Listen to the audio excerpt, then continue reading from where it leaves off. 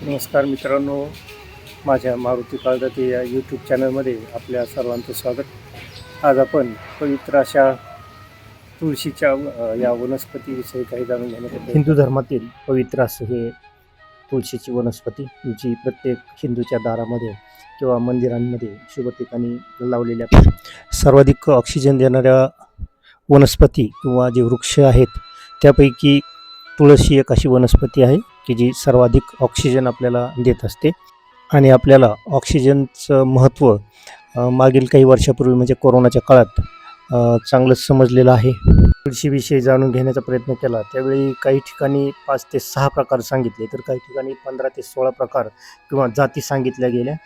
आज आपण एक 4-5 प्रकार जाणून घेण्याचा प्रयत्न करू। एक पहिला प्रकार आहे तो कृष्ण तुळस, ज्याची पानं जांभळ्या रंगाची असतात।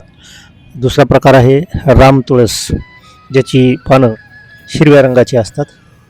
त्याचबरोबर तिसरा एक प्रकार आहे तो म्हणजे निंबू तुळस, त्याचबरोबर सफेद तुळस आणि त्यानंतर एक प्रकार आहे तो रान तुळशी, ज्याला वाना तुळस असंही म्हटलं जातं। असे तुळशीचे प्रकार आपल्याकडे 5 प्रकार माहिती आहे।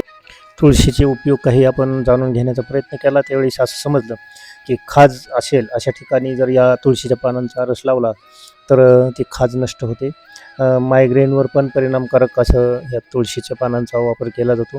याची पानं खाल्ली तर सर्दी, खोकला, कफ कमी होतो आणि पचनसंस्थेचं कार्यसुद्धा त्यामुळं सुधारत असतं। त्याचबरोबर रोगप्रतिकारक शक्ती या पानं खाल्ल्यामुळं वाढत असते।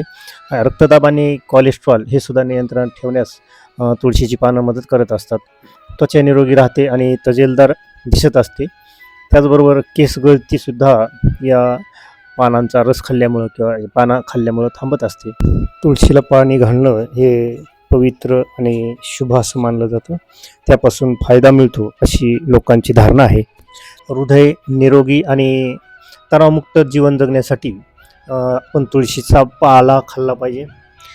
साखरेचा त्रास असणाऱ्यांनी म्हणजे टाईप 2 ची डायबिटीस ज्यांना असते अशा माणसांनी तुळशीच्या ताज्या पानांचा रस काढायचा किंवा ताजी पानं चहामध्ये टाकून ती घ्यायची। ही आपल्याला समोर दिसते ही रान तुळस आहे आणि साखरेची पातळी आपल्याला कमी ठेवण्यासाठी या तुळशीच्या ताज्या पानांचा चहा पिणं फायदेशीर असतं। तुळशीच्या पानांचा रस जर मधासोबत पिलो तर कसलाही किडनी स्टोन आपला विरघळून पडू शकतो।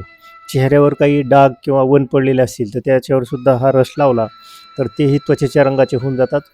याच पानांचा जर तेल काढलं तर ते डासांपासून सुद्धा आपला बचाव करण्यासाठी वापरलं जातं। खाद्यपदार्थांमध्ये सुद्धा बऱ्याच ठिकाणी सॉस किंवा सूप यामध्ये चवीसाठी तुळशीचा पाला किंवा तुळशीचं तेल वापरलं जातं। ज्या घरासमोरील तुळशीला मंजूळ आलेले आहेत म्हणजे बी आलेलं आहे त्या घराला भाग्यवान समजलं जातं।